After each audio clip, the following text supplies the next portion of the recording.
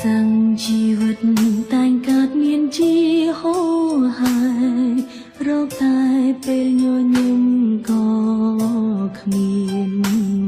ផ្លូវដែលត្រូវដើរពេញដោយបញ្ហារាប់លានស្ទើរមិនហ៊ានឈានដើរទៅមុខ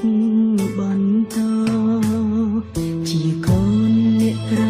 ត្រដល់រស់យ៉ាងលំបានគ្មានលុយកាក់ទិញខោ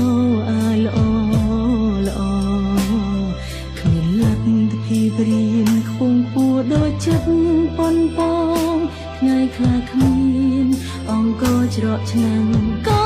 មានដែរសូម្បីមិនភៀងក៏គ្មានហើយនាងស្រឡាញ់ក៏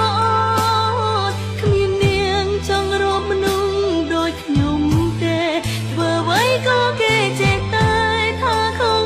នឹងមួនសាដោយទាំងតនលែប្រក៏ជាមនុស្សដែរម្ដេចក៏ដឹងទៅបែបនេះនាងក្រគ្មានក៏